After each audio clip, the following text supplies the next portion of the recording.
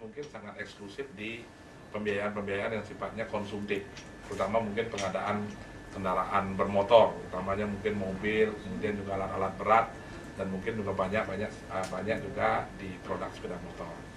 Tetapi seiring dengan perluasan regulasi yang diberikan oleh otoritas, dalam ini OJK, jadi perusahaan pembiayaan itu diharapkan juga bisa berkontribusi untuk mendukung perluasan aksesibilitas daripada masyarakat ke lembaga keuangan formal. Nah, di mana perusahaan pembiayaan yang dulunya itu berfokus pada pembiayaan konsumtif itu juga didorong untuk bagaimana bisa terjun ke segmen pembiayaan yang sifatnya produktif, utamanya untuk mensupport permodalan dari rekan-rekan yang banyak berkecimpung di usaha kecil dan menengah. Nah, jadi harapan daripada pemerintah dengan masuknya perusahaan pembiayaan ke segmen ini, tentunya aksesibilitas masyarakat ke sektor keuangan formal itu akan bisa semakin besar. Dan ini tentunya juga akan men-trigger satu kontribusi pertumbuhan yang positif bagi ekonomi kita. Nah, jadi kalau selama ini jadi perusahaan pembiayaan identik dengan penjaminan BPKB, kemudian kami juga udah jalan dengan sertifikat, dan hari ini cukup dengan hanya invoice pembelian. Agak nggak nyambung sama desain, maksudnya gimana nih Mbak? Karena dari jalan-jalan itu saya menemukan kain-kain sastra. Oke, jalan-jalan keliling Indonesia. Ya, lebih suka ke alam Indonesia. Terus hubungannya tiba-tiba larinya ke desain? Apa emang sebelumnya hobi mendesain baju? Oh iya, saya dari kecil sudah suka menggambar. Tapi yang sudah bekerja puluhan tahun bahkan, untuk memulai itu sesuatu yang berat, yang takut rugi, takut dengan resiko-resiko seperti itu. Maka mungkin ada yang bilang, mungkin modalnya gede, mungkin udah cukup tabungannya. Itu gimana Mbak? Kalau ketakutan modal ada, cuman faktor terbesar tuh ketidakpercayaan diri, ketakutan nanti laku nggak ya, nanti gimana kualitas dari produk saya ini bisa diterima nggak ya gitu, sama pasar. Dan karena keberanian itu akhirnya sampai sekarang ini. Awalnya apakah hanya dengan sosial media atau Mbak buka toko, sempat buka toko? Untuk Indonesia saya belum punya toko, hanya online. Belum punya toko, tapi di luar negeri sudah punya toko. Tepuk tangannya dong. Nah, terus mungkin modal juga pernah sempat mengalami karena permintaan luar banyak, sedangkan modal saya terbatas. Oke. Kayaknya itu lumrah ya kalau buat para pengusaha masalah modal. Pengaturan cash flow. Mungkin bisa kasih tips-tipsnya Mbak menghadapi kalau misalnya kayak tadi masalah pemasaran, network tetap ya, jaringannya sosial media dan rekan-rekan pada saat acara. Ya. Kalau masalah permodalan tadi, ya itu akhirnya ya pertama-tama sebelum mengenal BF ini, pertama-tama ya memutar-mutar saja. Jadi kita produksi, kita jual, laku, diputar lagi buat modal beli-beli bahan, dijual lagi. Nah, kadang-kadang permasalahannya ketika pameran-pameran itu harganya juga mahal, untuk sewa tempat, buat bayar yang jaga itu juga mahal. Nah, itu kadang kendalanya di Indonesia begitu. Kalau sedangkan di luar kita kan diundang ikut pameran, fashion show, jadi pasarnya semakin meluas. Kalau di Indonesia sendiri untuk pameran itu sangat mahal sekali. Untuk fashion show ke show-show besar seperti Indonesia Fashion Week, Jakarta Fashion Week itu sangat mahal sekali. Nah, sementara kalau di luar itu itu apa sih ciri khasnya dari Dian Urip? Kalau biasanya kan kalau yang dicari itu yang punya ciri khas. Ini Dian Urip banget nih. Kalau saya ini identik dengan visinya pengen mengenalkan kain Nusantara yang ragamnya itu sampai sekarang pun saya menemukan yang baru dan baru lagi. Jadi karena ragamnya banyak banget ini, saya menciptakan dalam satu baju itu minimal 3 daerah.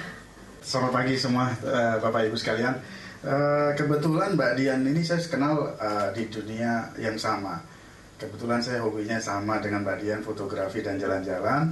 Terus saya lihat produk dia bagus-bagus, kita ngobrol, Mbak Dian boleh nggak aku foto? Oh boleh, yuk ya. Akhirnya kita ketemu, ngobrol, kemudian saya dan tim saya, akhirnya kita bikin beberapa proyek ya Mbak Dian ya. Nah setelah itu kita baru bicara bisnisnya. Ketika bicara bisnisnya, ternyata apa yang dibutuhkan Mbak Dian itu kita punya, kita bisa. Jadi oke deh Mbak Dian, kita bicara bagaimana caranya ngembangin bisnis Mbak Dian. Pada saat itu Mbak Dian lagi butuh sesuatu yang kira-kira bisa membuat usaha dia tuh lebih maju.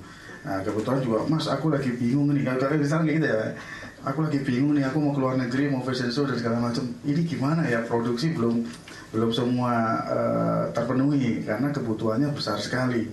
Ya udah, kalau gitu kita coba jembatani. Yang pertama, BFI melihatnya adalah usahanya beliau. Kita lihat usahanya itu potensial atau tidak. Kalau nggak potensial, kita jadi teman aja Mbak ya. Ya, ternyata potensial.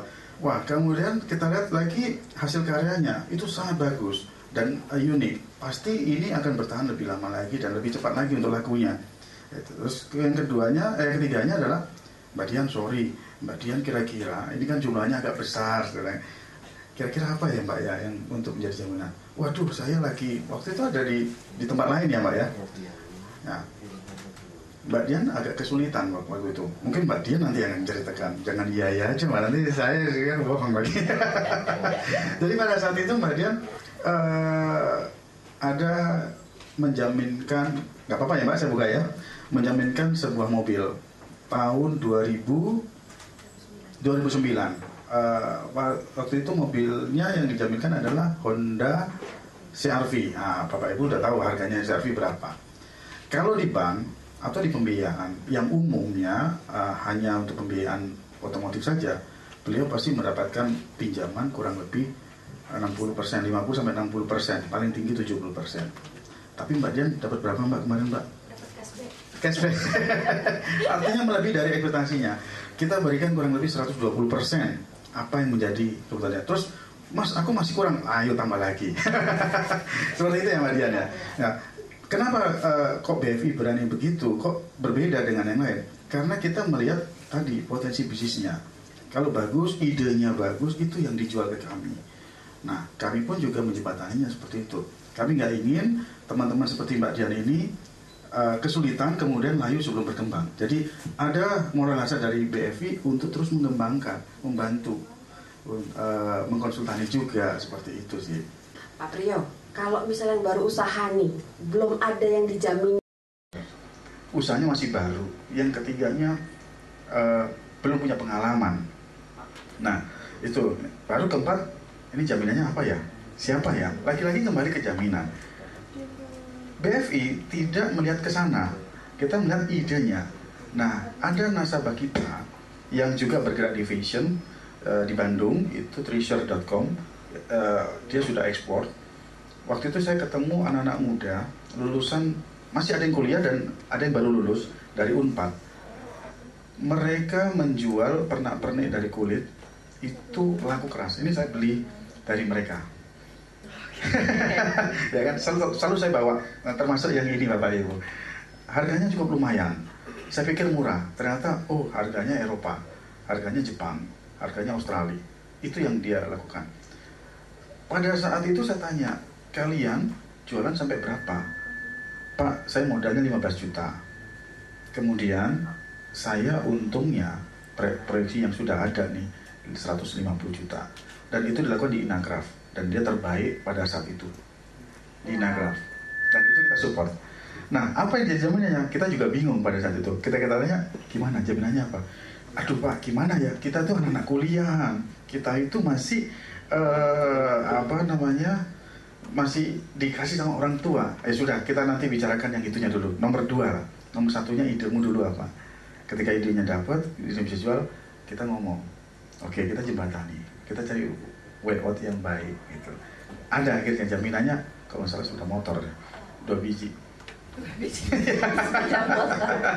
Nggak apa-apa. Tapi bisa tetap. Kalau kita berbicara produk, dan ini pasti harus ada market kan gitu ya.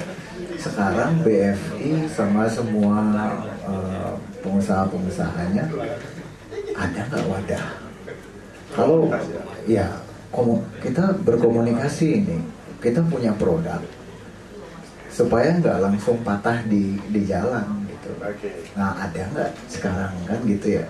Untuk kesinambungannya tentu harus dipikirkan juga. Gitu. Betul. Oke, terima kasih underscore BFI.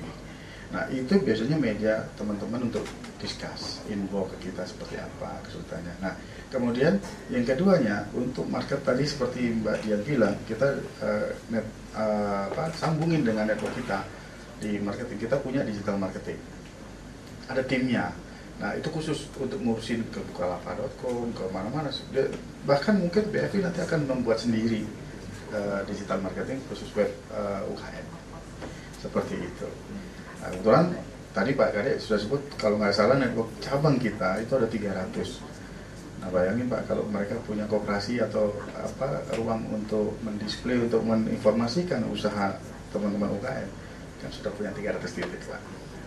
Gitu ya Pak. Oke. Saya dikenal di dunia pembiayaan khususnya syariah. Jadi pertama kali syariah di Indonesia itu saya create bersama dengan waktu itu perusahaan pertama saya dulu di Astra Group, FIF, kemudian Muamalat dan lain-lain. Kemudian juga menjadi kreator pembiayaan maritim di OJK.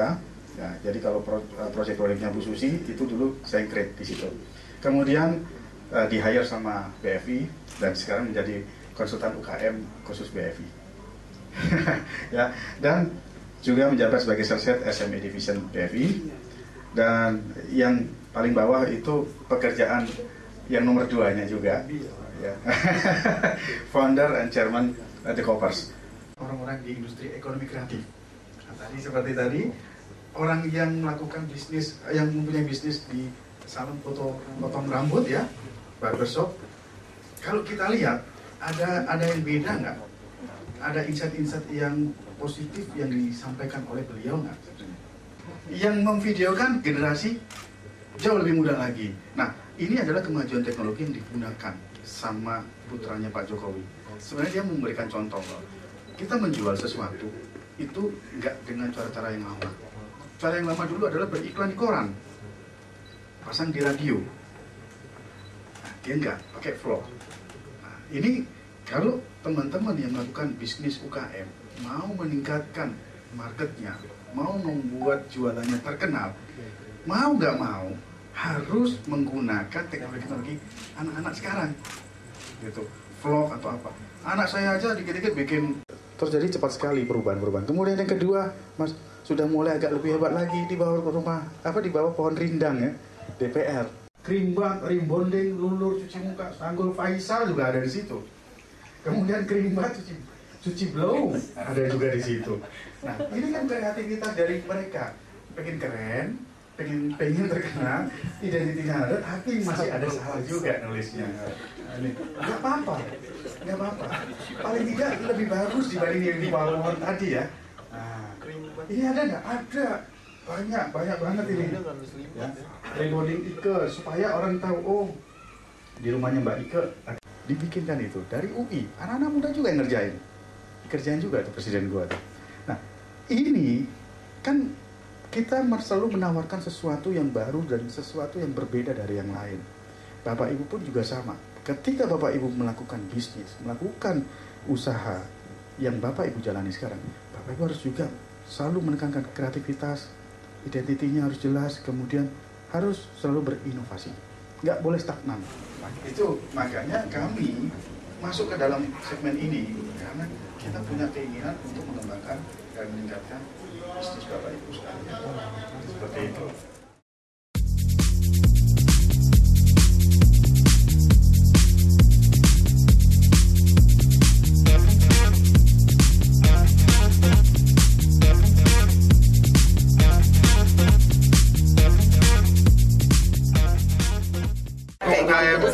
Dimanapun Anda berada, hari ini saya mempraktekkan membuat kopi dengan mesin yang keren ini.